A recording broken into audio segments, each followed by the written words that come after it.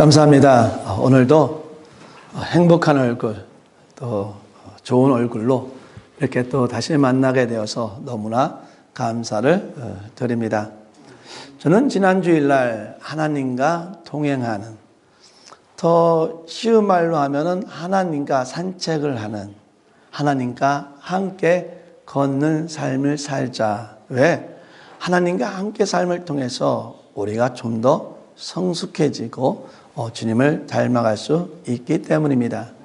그래서 저는 에녹이라는 그분을 설교했고, 근데 사실 구약에 보면은 또한 요셉도 하나님과 함께 하심을 통해서, 하나님과 함께 걷는 걸 통해서 그의 삶이 형통한 사람이었습니다.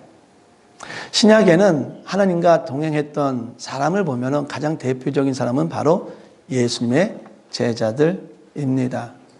그들은 예수님의 살아있는 동안에 같이 다니면서 예수님이 가르치는 것을 배우기도 했습니다. 자, 오늘 말씀은 나를 따르라는 말씀인데, 오늘 예수님께서 그 제자를 부르시는 그 모습입니다. 당시, 지금 말고 예수님이 있는 당시 제자란 그 의미는 어떤 의미가 있냐면, 견습직공 또는 배우는 자, 우리말로 하면은 학생이라는 뜻을 갖고 있습니다. 지금 현재에도 우리가 제자다 하면은 어떤 의미가 있습니까? 바로 학생이라는, 배우는 자라는 그런 의미를 가지고 있습니다. 또 하나의 그 당시의 의미는 뭐냐면, 제자는 스승에게 헌신하겠다라는 그런 의미가 있습니다. 예수님께서 제자를 당시에 불렀을 때는 이미 이러한 의미를 가지고 제자들을 부른 겁니다. 쉽게 말하면은, 너는 나에게 와서 배우고 나의 삶, 나에게 순종의 삶을 살기를 원한다 하는 그런 가운데에 그 예수님께서는 그 제자들을 부른 것입니다. 그럼 그게 전부냐? 예수님께서는 그 당시에 일반적인 생각의 그 제사의 모습을 가지고 불렀냐? 그렇지는 않다는 겁니다. 예수님께서 제자를 불렀을 때는 거기에 분명한 목적이 있다는 것입니다. 현수 지수가 이제는 작년에 대학교 갈 때에 학교를 골라야만 합니다. 왜냐하면 이 당시에는 제자들이 스승을 골랐어요. 근데 특이하게도 예수님은 스승이 누구를 골랐습니까? 제자를 골랐어요. 하여튼 그 당시에는 그 제자들이 스승을 골랐는데, 현수 지수도 이제는 그 학교를 골라야 되는데, OU를 갈 것인가, OSU를 갈 것인가, 텍사스 A&M을 갈 것인가를 정해야 됐어요. 저는 적극적으로 두 개를 지원했어요. OSU를 가라. 아니면 텍사스 A&M 가서 군인을 해라. 그러면은 너가 군인을 하게 되면은 그 튜이션비가 다 나오니까 학교를 무료로 다닐 수 있으니까 너는 텍사스 A&M을 가라. 아니면 OSU를 가라. OSU는 OU보다 등록금이 싸니까 너네가 장학금 받는 걸로 하게 되면은 우리가 론 없이 학교를 갈 수 있으니까 OSU를 가라 라고 했는데, 얘네들이 아빠 말을 무시하더라고요. 자기네들은 OU를 가겠다는 거예요. 첫 번째, 텍사스 A&M에서 절대 군인은 싫다는 거예요. 그러니까 자기는 군인이 싫어서 안 가겠다는 거고, OSU는 자기가 너무 시골이라는 거예요. 지금도 시골에 살고 있는데 또 대학교 생활도 시골에는 살 수 없으니까 OSU는 못 가겠다는 거예요. 그럼 네 맘대로 해라 해서 결국은 OSU를 가고 결국 론을 얻어서 학교를 다니고 있습니다. 근데 중요한 거는 애들이 만족해하고 있어요. 열심히 공부하고 있습니다. 이처럼 내가 공부하는 학생들도 자기가 가야 할 학교를 선택을 하는데 거기에 어떤 목적이 있어서 선택을 한다는 거예요.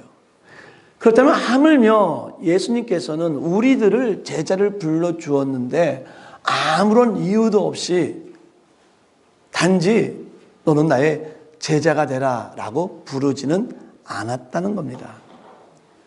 그렇다면 우리는 생각해 봅시다. 왜 예수님께서는 우리를 제자로 불렀을까? 우리가 선택하는 것이 아니라 주님께서 우리에게 은혜를 베풀어 주시면서 왜 우리를 제자로 불렀을까?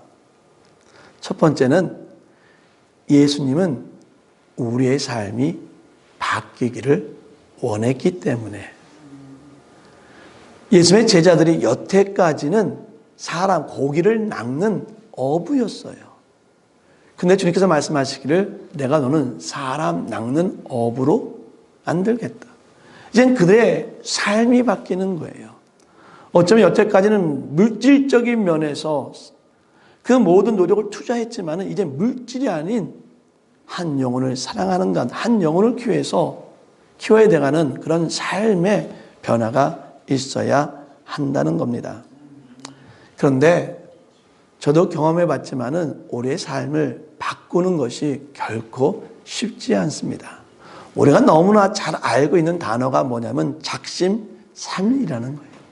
우리가 마음을 굳게 먹고 결심을 했는데 그 결심이 며칠만 간다는 거예요? 3일밖에 못 간다는 거예요. 저도 여러 번 결심한 적이 있어요. 근데 끈기가 없으니까 포기될 때가 많이 있었습니다. 이처럼 삶을 바꾸는 것은 결코 쉬운 일이 아닙니다. 근데요, 이런 삶을 바뀐다는 거, 우리 신학생들, 목회자들은 쉬울 거냐? 그렇지도 않아요. 제가 대학교 때 나사렛 대학교, 천안에 있는 나사렛 대학교를 나왔는데, 신학교를 나왔는데, 거기에 저랑 같이, 저희 동네에서 같이 신학 공부를 한 그 형님이 있었어요.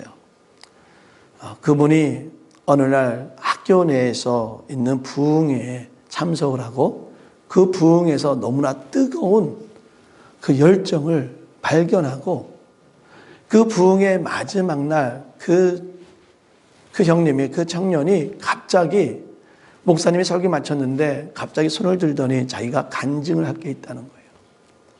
그러면서 간증할 거 손 드니까 목사님 그럼 나와서 간증을 해봐라 했더니 아주 쉬운 간증을 하더라고요. 저는 지금까지 신학교를 다니면서 내가 목회를 준비하면서 이렇게 했는데 여태까지 담배 피면서 내가 신학을 공부했습니다.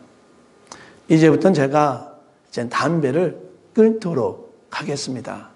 그 목사님의 그 설교에 너무나 감동이 되어서 그렇게 즉석적인 그런 간증을 했습니다. 거기에 있는 많은 사람들이 얼마나 감동됐겠어요. 목사님 설교도 좋았고 거기에 더불어서 플러스 원 간증까지 있었으니까 정말 그날은 정말 은혜가 넘치는 그런 학교 부흥회였어요. 그런데 한 달이 지나서 우리 학교 공부판의 벽지에 공고가 붙었어요. 그 청년의 이름이 최모근인데 최모근, 김모근, 윤모근, 여기서 윤모근은 저 아닙니다. 오해하지 마시기를 바랍니다. 그냥은 이러한 이유에 의해서 학교를 2주일간 정학을 합니다. 라고 했는데 그 학교 규칙 뭐뭐를 찾아보니까 뭐였는지 아세요? 그 규칙이? 학교 내에서 술과 담배였어요. 2주 전만 해도 한 달 전만 해도 뜨거워서 내 삶을 바꾸겠습니다 라고 고백을 했는데 그 다음에 그 학생은 술, 담배로 학교에서 정학을 당했습니다. 제가 말씀드리는 것은 뭐냐면은 신학생이든 일반 사람이든 어때요? 우리가 삶을 바꾸는 것은 결코 쉬운 일이 아니라는 거예요. 그래서 예수님께서는 우리를 제자로 부르신 것은 뭐냐면 예수님을 보면서 예수님과 동행하면서 내 삶이 바뀌었으면 좋겠다 하는 마음으로 제자로 불렀다는 겁니다. 똑같은 예화가 있습니다. 한 교회 장로님이 그 부흥에 너무나 은혜가 받아가지고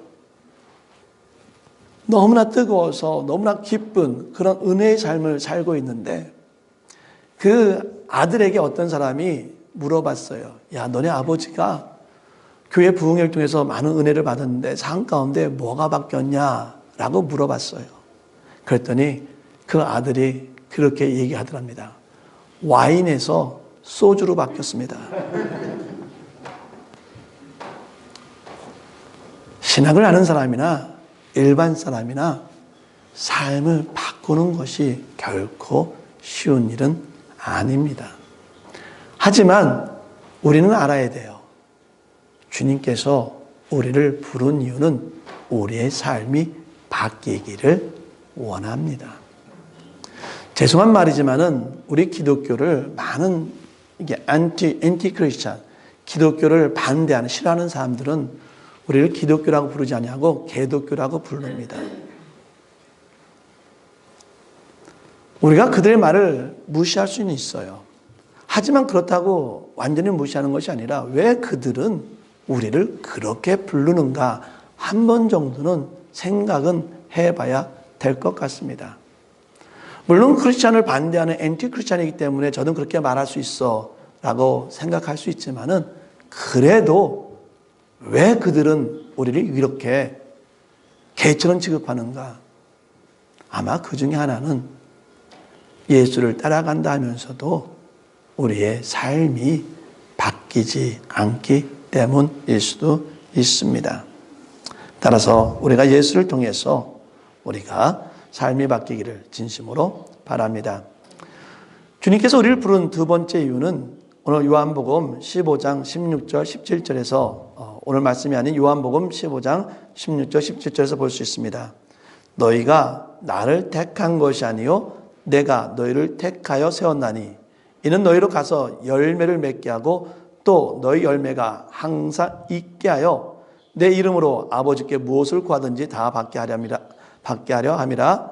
내가 이것을 너희에게 명함은 너희로 서로 사랑하게 하려 함이라. 예수님께서 우리를 부르신 이유는 뭐냐면은 서로 사랑하라. 사랑하게끔 만들기 위해서 예수님의 제자로 불렀다는 사실입니다. 저는 작년에 설교하면서 가장 많이 썼던 단어 중에 하나가 사랑이 아닌가 합니다. 교회를 사랑합시다. 우리 성도를 사랑합시다.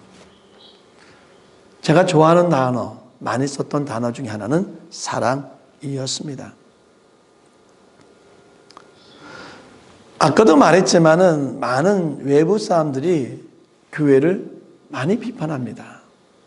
그런데 사실 교회는요, 가장 세계 나라에 선교 헌금을 가장 많이 보내는 단체는 교회입니다.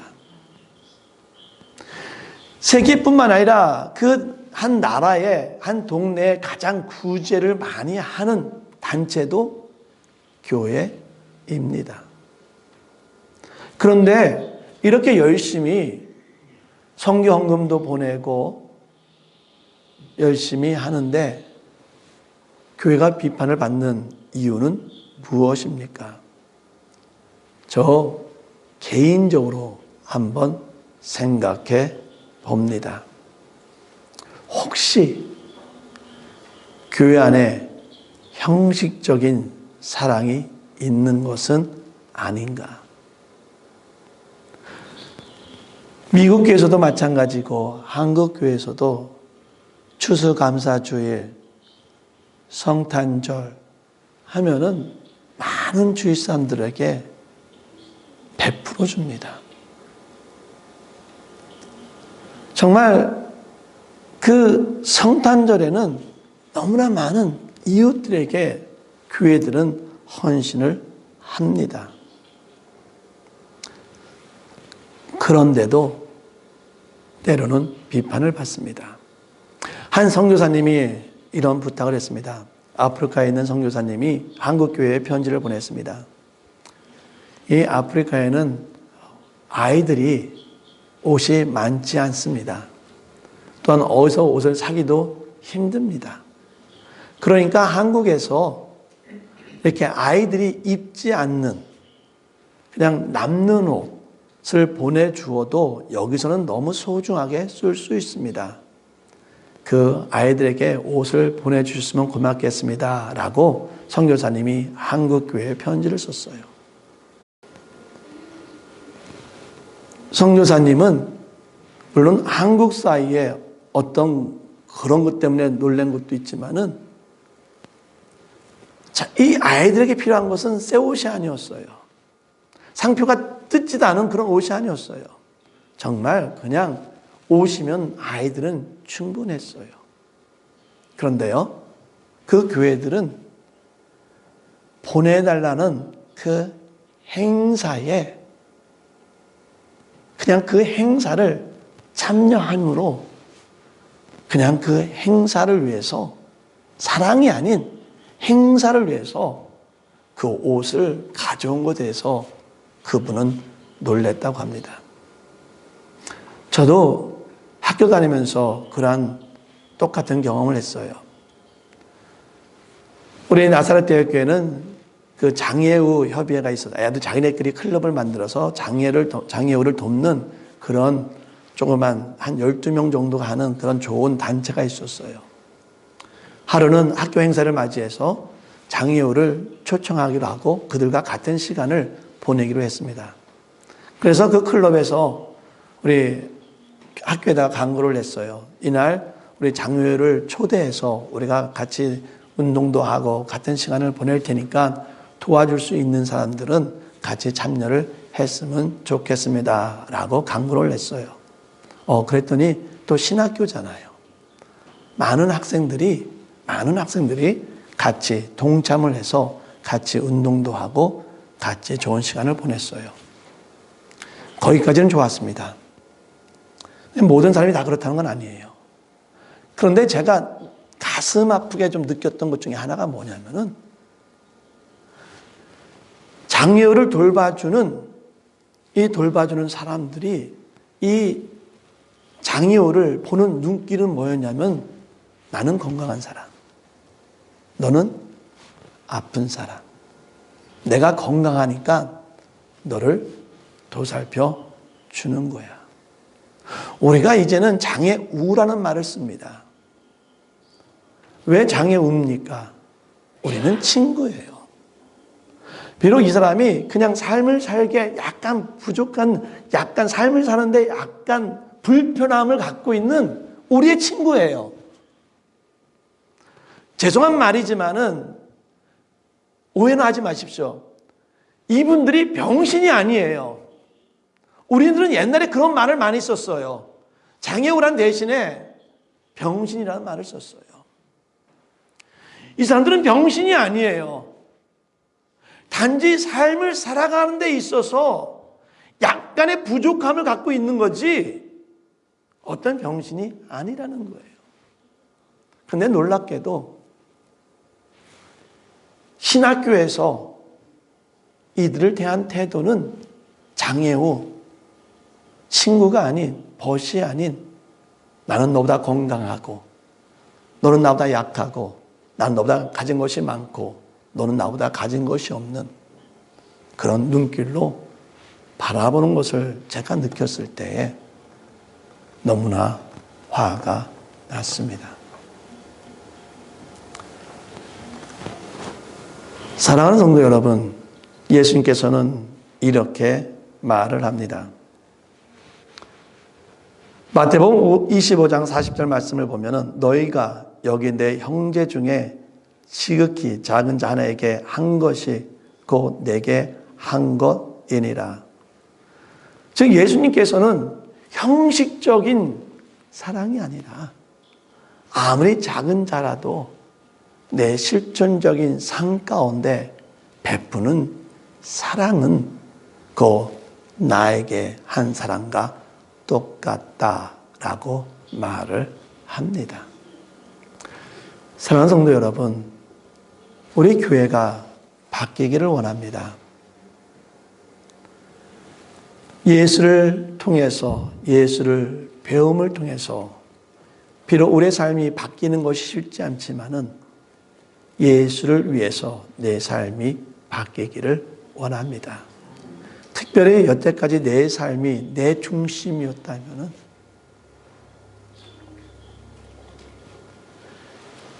내 삶이 내 마음대로 살아온 삶이었다면 이제는 삶이 바뀌어서 내 중심이 아닌 바로 주님 중심의 삶이 되어야 할 것입니다. 우리 교회도 마찬가지입니다. 저도 때로는 그럴 때가 좀 힘들 때가 있어요. 어떤 일을 할 때 보면은 아유 목사님 생각대로 목사님 마음대로 하십시오 할 때가 있습니다. 전 너무나 감사하죠. 저를 그렇게 믿어주니까. 그러다가요 윤기준 목사가 독재할 수도 있어요. 목사의 마음대로 하는 교회가 아니라 주님의 뜻대로 행하는 그런 교회가 되기를 진심으로 바랍니다. 우리가 형식적으로 사랑하지 않기를 원합니다. 그런데요, 많은 교회를 봅시다. 많은 교회들의 문제점 중에 하나가 뭐냐면은 형식적인 사랑이 많다는 거예요. 예배할 때는 정말 형제예요. 정말 뜨거운 형제 자매입니다. 그런데요, 놀라운 것은요, 집에 가면 다 원수예요. 많은 교회들이, 저는 우리 교회 얘기를 하는 거 아닙니다. 그냥 교회를 얘기하는 겁니다. 많은 교회 문제점들이 바로 이런 데 있다는 겁니다. 그래서 제가 작년에 사랑이라는 단어를 많이 했던 중에 이유도 그런 거고, 우리가 형식이 아닌 정말 작은 자 하나에게 정말 정성껏 그 베푸는 삶의 사랑을 통해서 하나님이 원하시는 그러한 삶을 살 수 있는 저와 여러분 되기를 진심으로 바랍니다. 말콤 무게지라는 분이 이런 말을 했습니다. 어떠한 희생을 당하더라도 그리스도에게 자신을 묶어야 한다. 마치 옛날 선원들이 파도와 폭풍이 몰아칠 때 자신을 돛대에 묶었던 것처럼 말이다. 사랑하는 성도 여러분, 우리가 삶을 살면서 우리가 서로 사랑하는 가운데, 삶을 바꾸는 가운데 우리는 어떤 삶이 우리에게 다가올지 모릅니다. 때로는 힘들고 어렵고 고난이 다가올 수도 있습니다. 그럴 때마다 우리 자신을 예수님께 묶어버리기를 바랍니다. 주님과 같이 우리의 삶을 주님과 묶음을 통해서 이 삶 가운데 순종과 헌신의 삶이 나타나기를 진심으로 바랍니다. 사랑하는 성도 여러분, 이번 한 해 우리가 주님과 동행합시다. 이번 한 해 제 주님의 제자로서 삶을 살아갈 수 있는 저와 여러분 되기를 진심으로 바랍니다. 그리고 고백하기를 원합니다. 저도 상당히 연약한 인간의 목사입니다. 하지만 저는 여기 우리 로턴 나사교회를 목회하면서 정말 우리 성도님들을, 우리 교회를 저는 진정으로 사랑할 수 있도록 저는 제 삶을 바꿔가면서 최대한 사랑의 삶을 살도록 하도록 하겠습니다. 기도합니다. 하나님, 이번 한 해 주님과 같이 산책하는, 주님과 함께 걷는 한 해가 되기를 원하고, 예수님의 제자들이 예수님과 동행했던 것처럼 우리가 우리 삶 가운데에 주님과 동행하며 주님의 제자로 살아가기를 원합니다. 이 시간에 주님의 제자로서 우리가 무엇을 해야 할지, 어떠한 삶을 살아야 될지 말씀을 선포했습니다. 우리가 삶이 예수님을 통해서, 말씀을 통해서 삶을 배우게 하여 주시고 삶의 변화가 있기를 원하고, 특별히 예수님의 사랑, 형식적이고 보여주고 행사적인 사랑이 아니라 작은 자에게도 삶을 통해서 베푸는 진실한 사랑을 하며 살아가기를 원합니다. 주의 은혜 가운데 순종하며 헌신하며 온전한 제자의 삶을 살 수 있도록 인도하여 주시옵소서.